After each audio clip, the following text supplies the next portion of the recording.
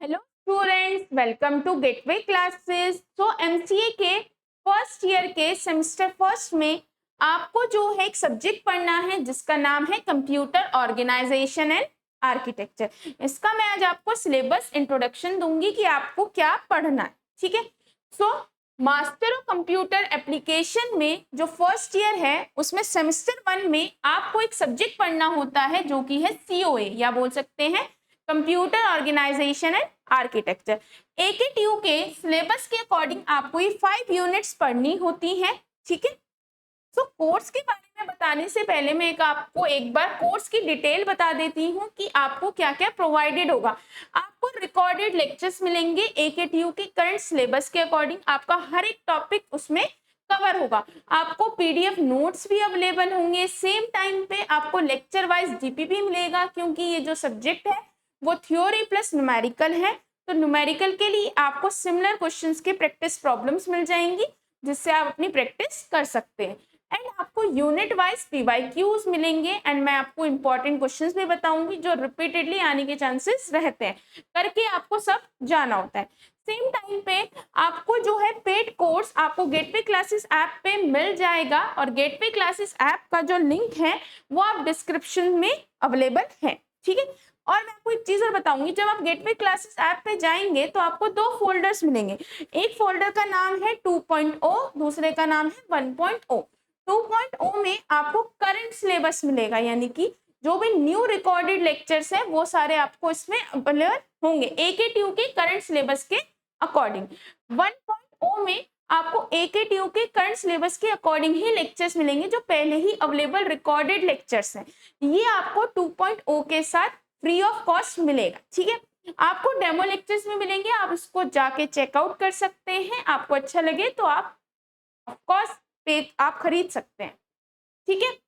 सो मैं आपको ना एकेटीयू का एक बार आपको सिलेबस बता देती हूँ, ब्रीफ रिव्यू बता देती हूँ क्या क्या चीजें हैं। जो आपका यूनिट 1 है उसमें आपको बेसिक आइडिया बताया जाएगा कि भाई एक्चुअली में कंट्रोल यूनिट या मेमोरी या आपका सीपीयू क्या करता है, कैसे कैसे वर्क करता है, उसका बेसिक आइडिया होगा।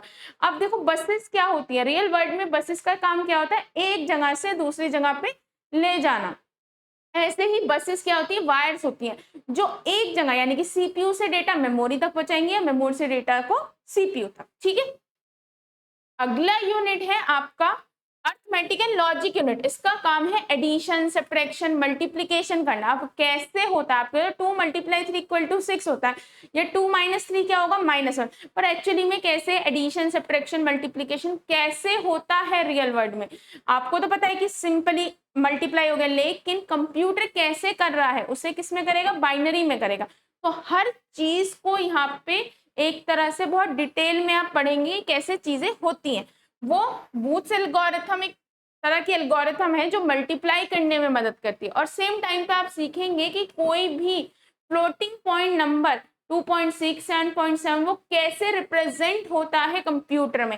इसके लिए आपके पास एक अवेलेबल है IEEE स्टैंडर्ड, ये आप यहाँ पे सीखेंगे। ये बिल्कुल न्यूमेरिकल बेस्ड यूनिट है और ये बहुत स्कोरिंग यूनिट है।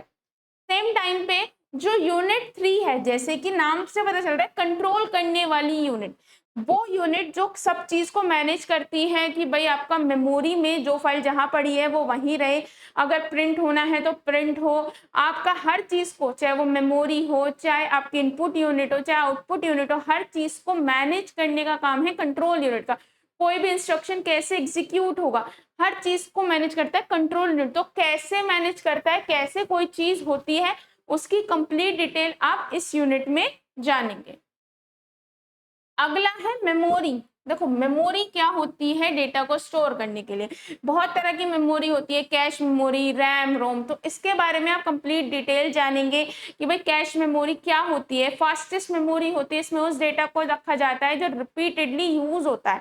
रैम रोम क्या होता है, कैसे रैम से डेटा को सीपीयू तक पहुंचाया जाता है और कैसे डेटा रैम से कैश में आता है। और आप ऑक्सिलरी मेमोरी के बारे में भी पढ़ेंगे कि भाई आपकी कैसी होती है, किस तरह से होती है, कौन कौन सी होती है, जैसे कि मैग्नेटिक डिस्क, मैग्नेटिक टेप, इनके बारे में प्रॉपर डिटेल आप जानेंगे। सेम टाइम पे आप वर्चुअल मेमोरी के बारे में भी जानेंगे कि भाई वर्चुअल